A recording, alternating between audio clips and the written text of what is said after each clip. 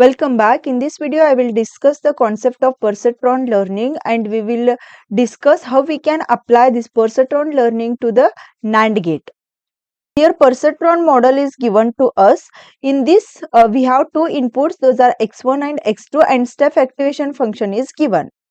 Here we need to derive the learning rule for the step function. After that, we need to calculate the weights bias for the perceptron that validates NAND logic. Initially, we will consider weights, those are W1 is equal to minus 0.1, W2 is equal to minus 0.3, bias that is B is equal to 0.5 and the learning rate is equal to 0.1. After that, we need to write the equation of the decision boundary line and plot it on a 2D axis. This is a NAND gate truth table, that is if two inputs are 0, 0, target output is 1. If the input is 0 and 1, target output is 1. If the input is 1, 0, target output is 1. And both the inputs are 1, 1, the output is 0.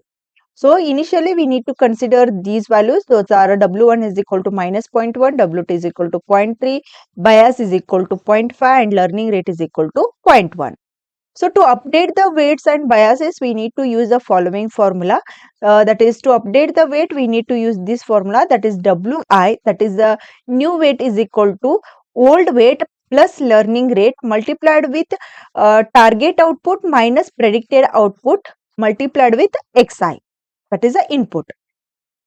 So, to update the bias, we need to use this formula, that is new bias is equal to old bias plus learning rate multiplied with target output minus predicted output. Here y is nothing but output.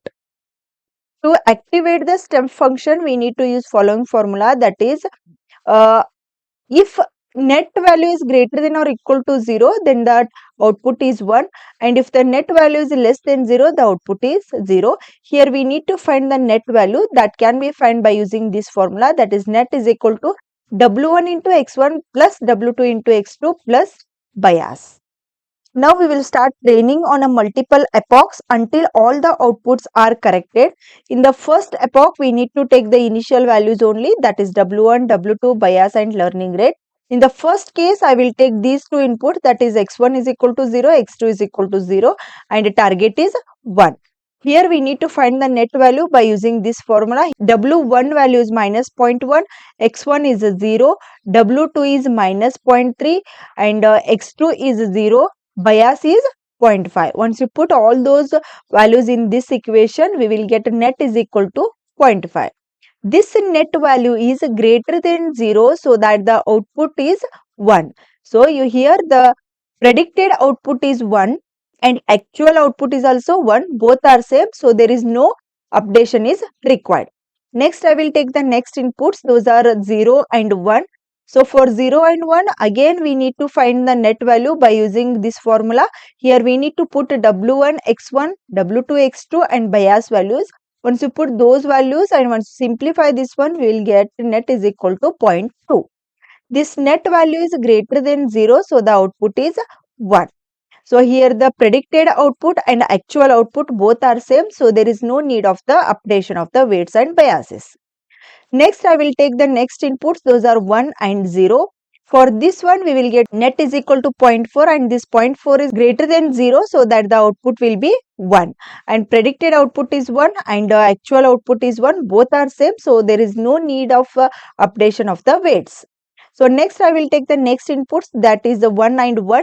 And in this case, if you find the net value, we are getting the net value as a 0.1.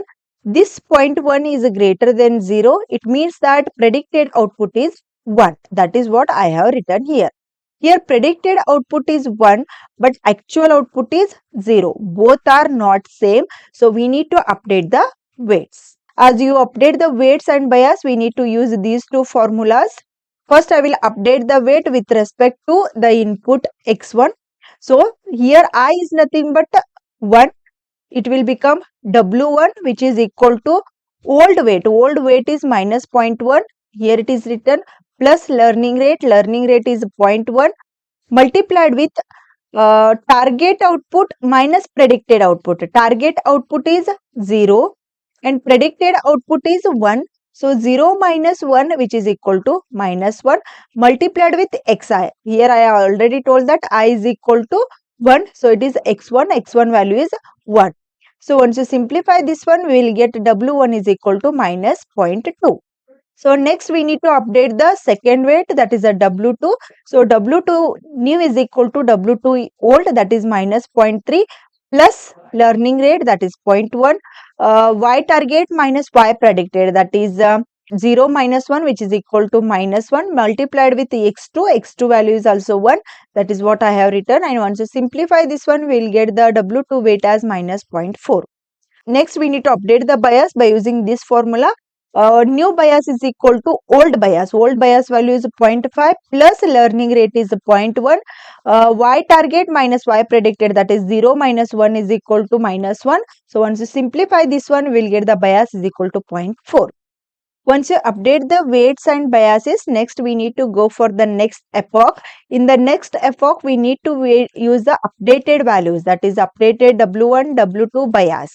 So here first I will consider the first inputs, those are 0 and 0. In this case, we need to find the net value. Here we need to use this formula. W1 is minus 0.2 multiplied with x1. x1 value is 0. Plus W2 is minus 0.4 multiplied with x2, x2 value is 0, plus bias value is 0.4. So once you simplify this one, we will get the net is equal to 0.4. This 0.4 is greater than 0, so the output is 1. Predicted output is 1 and actual output is 1. Both are same, so there is no need of the updation of the weights. Next, I will consider the next inputs 0 and 1. Here for the 0 and 1, we are getting the net is equal to 0. This 0 is equal to 0. It means that output is 1. Here we are found the output as 1 and actual output is 1. Both are same. So there is no need of the updation of the weights and biases. Next, I will consider the next inputs. Those are 1 and 0. And for these inputs, we are getting the net value as 0.2. 0.2 is greater than 0, so that the output is 1. Here we are getting the output as 1 and in the target also we have output as 1. Both are same. This is the correct one. Next, I will consider the next inputs, that is 1 and 1. In this case, we are getting the net value is equal to minus 0.2. This minus 0.2 is less than 0. If the net value is less than 0, the output is 0. It means we are predicted the output as 0 and actual output is also 0. Both are same. So there is no need of the updation of the weights and biases. This is a correct one. You can see that after the second epoch, whatever we are calculated the output and whatever the output present in the target, both are same. It means that training converged after 2 epochs. So the final values are W1 is equal to minus 0.2, W2 is equal to minus 0.4, bias is equal to 0.4 and learning rate is equal to 0.1. After that, we need to find the decision boundary equation. While finding the decision boundary equation, we need to put net is equal to 0. So, W1 into x1 plus W2 into x2 plus beta, which is equal to 0. That is what we need to do here. So, we know the W1 value, that is minus 0.2 multiplied with x1. And the W2 value is minus 0.4 multiplied with x2 plus bias value is 0.4, which is equal to 0. So here we need to multiply this equation with minus 1. Once you multiply this equation with minus 1, we will get the equation as 0.2 x1 plus 0.4 x2, which is equal to 0.4. After that, we need to divide this equation by 0.2. Once you divide this equation by 0.2, we will get the equation as x1 plus 2x2, which is equal to 2. So here we can see that if we put x1 is equal to 0, we will get x2 is equal to 1. And if you put x2 is equal to 0, we will get x1 is equal to 2. So line passes through 0, 1 and 2, 0. Finally, we will discuss how to plot a graph. Here we have the inputs 0, 0, which is 0 and 0, which is denoted here. Next inputs are 0 and 1, 0 and 1, which is denoted here. Next one is 1, 0, 1 and 0, which is denoted here. Next one is 1, 1. X1 is 1 and x2 is 1. That is what denoted here. So these 3 points are denoted with a green color. It means that for these inputs we are getting the output as a 1 and this one is indicated with a red color. It means that for this input we are getting the output as 0. and decision boundary lines are passes through the point 0 and 1 here and 2 and 0, that is here. This is how perceptron learn NAND logic gates using weight updation and a stuff activation function. I hope the concept of perceptron learning is clear. If you like the video, do like and share with your friends. Press the subscribe button for more videos. Press the bell icon for regular updates. Thank you for watching.